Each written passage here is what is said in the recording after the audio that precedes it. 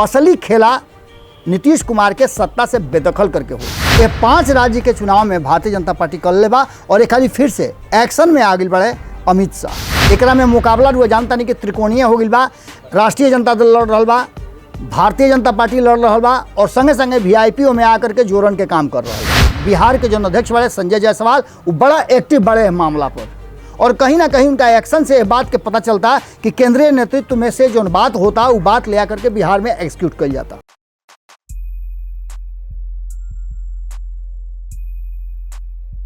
सूली चढ़े से पहले कहना सुन ले रहते, सूली चढ़े से पहले कहना सुन ले रहते और कुछ ना कम से कम चेहरा पढ़ ले रहते। गोड़ लगता नहीं हेरा से अभिनंदन बरुआ के अपना कार्यक्रम जना के नाम हो खूटा ठोक के। पिछला 3 दिन से लगातार रुआ लोग से जो खूटा ठोक में संवाद करत रही, ओकरा में बिहार के राजनीति और राजनीतिक दल के कई गो नेता से रुआ लोग के बातचीत करनी और बातचीत के बाद बहुत कुछ निकल के सामने आई। लेकिन ओकरों से बड़ बात जब निकल के सामने आ गई बा, वो बात बा कि बिहार में जो राजनीतिक उथल पुथल मचल बा ओकर अंत कहाँ हुई।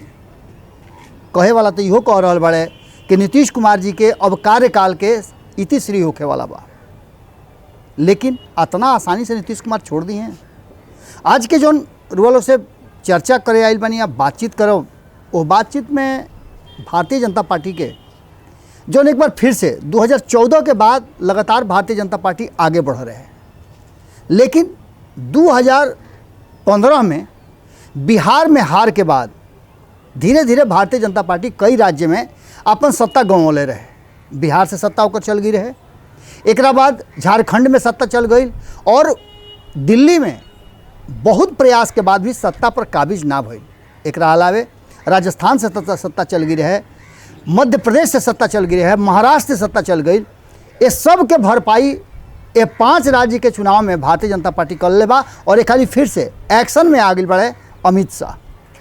अमित शाह के एक्शन से ये बात पता चले के चाहिए कि फिर से एक बार भारतीय जनता पार्टी 2014 वाला रंग रूप में अपना के ले आइल बा। और एक पीछे के कारण बा कि अमित शाह फिर से नरेंद्र मोदी के 2014 में जैसे प्रधानमंत्री के कुर्सी पर बैठौले रहन, वैसे ही 2024 में भी कुर्सी पर बैठावे खातिर पूरा तैयारी और ओकरा खातिर रणनीति बनावत रहे। अमित शाह के बिहार आवे के कार्यक्रम घोषित हो गई बा, लेकिन खबर ये नहीं है। ये खबर के तह में रुआ भीतर जाई तो अमित शाह से आवे से पहले माहौल कैसे तैयार होता और उनका आवे के समय कैसे जोड़ घटाव करके फिक्स कइल बा, इहो बात रुआ लोग के जानल बहुत जरूरी बा। सबसे पहले तो रुआ एगो बात समझी कि भारतीय जनता पार्टी जब कोनो एक्शन प्लान रचेला भीतरे भीतर तो ओकर नज़र आवे लागेला कि कुछ उनकर नेता जौन बाड़न उस सामने आकर के और अपन बात रखे लागेले, हिंदुत्व के नारा लागे लागेला और एक साथे हिंदू मुसलमान या फिर अन्य बात जौन बा उस सामने रुआ नज़र आवे लगी। खास करके देखा जाए तो मंदिर मुद्दा हो जाई या फिर अल्पसंख्यक और बहुसंख्यक के बात रुआ सामने आ जाए। बिहार में बेगूसराय के जो विधायक बाड़न उनकर चर्चा रुआ लगातार सुन ले हो। कब गिरिराज सिंह 2014 से लेकर के अब तक भारतीय जनता पार्टी के बड़ा हार्डकोर नेता कहल जाले। हालांकि अब तो फहरिस्त में कई लोग के नाम और आ गई बा, लेकिन तब अश्विनी चौबे और गिरिराज सिंह छूटले मुँह बोलत रहन। एक खाली फिर से गिरिराज सिंह के एंट्री हो गई बा। चर्चा ज़बरदस्त हो रहा बा। कई मीडिया चैनल से बात के चला रहा बाड़न कि नित्यानंद राय मैसेज लेके आई रहे हा, जौन की रुआ देखले हो। सबसे पहले भारत लाइव भी खबर चलैले रहे कि कहीं ना कहीं अमित शाह के मैसेज लेकर के नित्यानंद राय नीतीश कुमार से मुलाकात कैले है और राय में बहुत सारा ऐसा बात भइल रहा।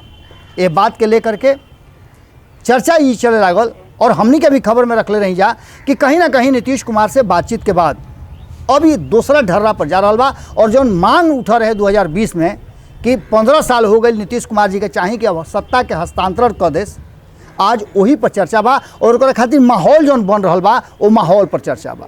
गिरिराज सिंह के चर्चा वालों से कहनी है कि सत्ता के अदला बदली बिहार में सत्ता के अदला बदली अमित शाह के सिक्का चली। भले ही भारतीय जनता पार्टी के कर्ता धर्ता कोई होके, लेकिन भारतीय जनता पार्टी में अभी भी सिक्का चलेला यही 2 आदमी के, नरेंद्र मोदी और अमित शाह के। कोनो बात हुई तो अमित शाह और नरेंद्र मोदी के सिवाय केहू से बात ना हुई। रुआ देख लो कब कि मुकेश सहनी जौन कि भले ही टारगेट भइले, बहुत सारा बात भइल, लेकिन मुकेश सहनी जब अंत उनकर आइल, यानी उनका पार्टी के विधायक के भारतीय जनता पार्टी अपना खेमा में ले गई, बोचहा सीट उनका से छीन लेलस। ओकरा बाद मुकेश सहनी एक एगो बात कहले कि अमित शाह के साथ हमरा जौन बातचीत भइल रहा, वो बातचीत के हम खुलासा नहीं कर सकत, अगर खुलासा कर दी तो भूचाल मच जाई। एकर मतलब रहा कि कहीं ना कहीं अगर मुकेश सहनी के बात में सच्चाई बा, तो या तो मुकेश सहनी जौन बात कहते रहे उ साँच बा और भारतीय जनता पार्टी कुछ ऐसा डील कैले रहा जौना से कि कहीं ना कहीं पिछुआ गई बा, या फिर ओकरा संगे मुकेश सहनी संगे वो डील अंत समय में कैंसिल कर दिलस, या फिर जौन वर्तमान बदलल परिस्थिति बा जौना में गिरिराज सिंह के बयान, हरिभूषण ठाकुर बचौल के बयान और एकरा साथ साथ लगातार सम्राट चौधरी से लेकर के एगो लंबा फेहरिस्त बा भारतीय जनता पार्टी के नेता के, जो नीतीश कुमार के शासन सुशासन सब पर कहीं ना कहीं अंगुरी उठावत रहे। ये अंगुरी उठावे में एक बात एक आदमी के और रहा, बिहार के जो अध्यक्ष बड़े संजय जायसवाल, वो बड़ा एक्टिव बड़े मामला पर, और कहीं ना कहीं उनका एक्शन से ये बात के पता चलता कि केंद्रीय नेतृत्व में से जो बात होता वो बात ले आकर के बिहार में एग्जीक्यूट कर जाता। गिरिराज सिंह जौन की रजौली में घटना घटल, वो घटना के लेकर के अब और ज़्यादा उबाल लेवे लागल बा। एक पहले रुआ देखले हो कब कि ऐसे ही लखीसराय के घटना के लेकर के विधानसभा अध्यक्ष के कुर्सी तक नीतीश कुमार के टारगेट पर रहे, और नीतीश कुमार बहुत कम एह रूप में दिखाई देले जौन की दिखाई देले। ये बात यह बात के स्पष्ट करता कहीं ना कहीं कि पूरी तरह से भारतीय जनता पार्टी अब बिहार में एक नया सिरा से अपन काम करे के शुरू कर दिले बा। एकरा में शुरुआत मुकेश सहनी से भइल बा, और मुकेश सहनी से शुरुआत ये अभी अंत नहीं है। एकरा अलावे अभी बहुत कुछ होना बाकी बा। अभी सरकार 3.5 साल के लगभग बिहार में चले वाला बा। 2020 में चुनाव हुई रहे और 2025 में चुनाव हुई। एकरा पहले 2024 के चुनाव, और चुनाव से पहले नीतीश कुमार जी के खेमा से ये बात का निकल गई कि नीतीश कुमार जी प्रधानमंत्री के उम्मीदवार खातिर सबसे सशक्त बाड़े। ये भारतीय जनता पार्टी के कहीं ना कहीं छेद कर दिले बा, और ये छेद भरे खातिर कुछ ना कुछ ऐसा काम भारतीय जनता पार्टी करी जौना से कि नीतीश कुमार के कंपटीशन से ही हटा देवे। एकर मतलब वो बुझता नहीं कि जौन बार बार चर्चा चल रहा बा अनेरिया नहीं चलत। ये पूरे माहौल में जहाँ एक तरफ तकरीबन पूरी तरह से अपना मानसिकता के स्पष्ट करे में और इस्लामिक मानसिकता के नीतीश कुमार पर सीधे हमला भइल बा। गिरिराज सिंह के पुतला जलावला के बाद ये मामला और ज़्यादा पेचीदा हो गई बा, और भारतीय जनता पार्टी एकरा पर समझौता करे के तैयार नहीं है। एगो तो विधानसभा अध्यक्ष के मामला कसहूँ हेठ पड़ल, लेकिन ओकर टीस अभी तक बा। लेकिन ओकरो से बड़का टीस बा 2013 में जब नीतीश कुमार जी नरेंद्र मोदी के सामने से थारी खींचले रहन, वो बात अभी याद बा। बदला तो ओकरो लेवे के बा, लेकिन सत्ता में रहे खातिर जैसन कि रुआ सुनले हो कब कि अन्य दल के नेता ई बात कहे खातिर लगातार कहता रहे। अजीत कुशवाहा से बातचीत भइल, वो कहले आरजेडी के लोग ये कहता कि सत्ता खातिर हर समझौता करे खातिर कहीं ना कहीं भारतीय जनता पार्टी और नीतीश कुमार तैयार बड़े। लेकिन बदलल परिस्थिति में जो नीतीश कुमार पर सीधा टारगेट भारतीय जनता पार्टी कर रहा बा, पुतला दहन करे वाला कोई बा, लेकिन उमें जदयू के नेता लोग के संलिप्तता बा। ये बात के अब उजागर हो गई बा। एक के लेकर के कहीं ना कहीं भारतीय जनता पार्टी टारगेट करता, और भारतीय जनता पार्टी के एजेंडा में ही शामिल बा। एक बाद जरूर से शुरू में कहनी है कि अमित शाह के बिहार आवे खातिर जो समय निर्धारित भइल बा वो बड़ा कैलकुलेट करके कइल गइल बा। पहले तो 24 सीट के चुनाव रुआ लोग पता बा कि 4 अप्रैल के विधान परिषद के 24 सीट के चुनाव होखे वाला बा। एकरा पर पूरा फोकस बा, और एक बार के फोकस में कहीं ना कहीं नीतीश कुमार से एक स्टेप आगे भारतीय जनता पार्टी अपना के रखले बा। सीट शेयरिंग के समझौता के बात करता नहीं हम। अब ये चुनाव खत्म हो जाई, एकरा में परिणाम आ जाई, एगो ये बात हो जाई। और दूसरका तरफ बोचहाज उपचुनाव जौन की 12 तारीख के ओकर परिणाम वोट होके वाला बा, और 16 तारीख के परिणाम आई। एकरा में मुकाबला रुआ जानता नहीं कि त्रिकोणीय हो गई बा।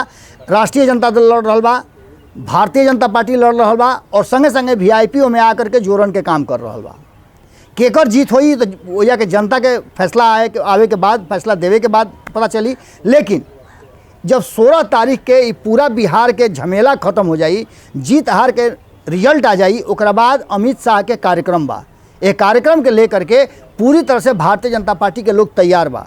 कहल तो जा रहा बा कि कार्यक्रम आज़ादी के अमृत महोत्सव बा, ओकरा खातिर बा और ओकरा के लेकर के जगदीशपुर जाए के कार्यक्रम बा। लेकिन सबसे बड़का चीज़ बा कि भोजपुरिया समाज अभी भी उत्तर प्रदेश होके, बिहार होके, झारखंड होके, सब जगह भारतीय जनता पार्टी के कहीं ना कहीं समर्थन में बा।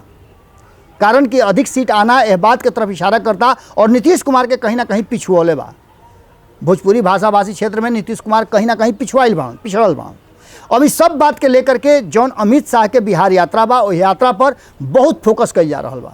हालांकि राष्ट्रीय जनता दल के कहना बा कि अब की हाली बारी नीतीश कुमार के बा, यानी मुकेश सहनी पर प्रयास कइल गेल रहा, उनका के उदाहरण के रूप में सेट कइल गेल रहा और अब असली खेला नीतीश कुमार के सत्ता से बेदखल करके हुई। रउआ का सोचतनी ये विषय पर जरूर कमेंट बॉक्स में लिखब सब है। कारण कि लगातार खेला हुई के बात होत रहे, लेकिन कोनो खेला ना भइल। एक हाली फिर से भारतीय जनता पार्टी के एक्शन और नीतीश कुमार के चुप्पी, एनडीए के भीतर जे भी घमासान मचल ओकरा में नीतीश कुमार पूरी तरह से गुम्मी साध ले।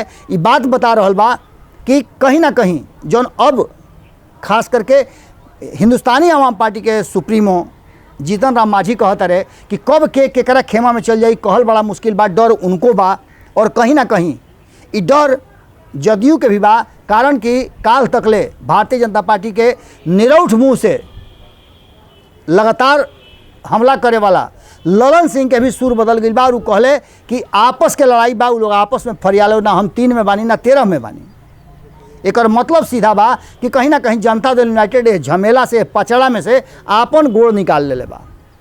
यानी कि बदलल परिस्थिति में अमित शाह के बिहार यात्रा बिहार के राजनीति खातिर एगो टर्निंग पॉइंट हो सकेला। ये बात से रुआ इनकार ना कर सकीले। आज के खूटा ठोक में रुआ लोग से एजे विदा ले। कल फिर मिले के वादा के साथ और बिहार के राजनीति के ऐसे ही अनछुअल पहलू रुआ लोग के सामने रखे खातिर। बिहार में एक पहले भी रुआ लोग बतौले रही कि हो सकेला कि सामूहिक मंत्रिमंडल के इस्तीफा होके जौन की चर्चा भीतर खाना में जबरदस्त ढंग से चल रहा बा। रुआ अपन विचार कमेंट बॉक्स में जरूर लिखब। सभे गोड़ लागतनी।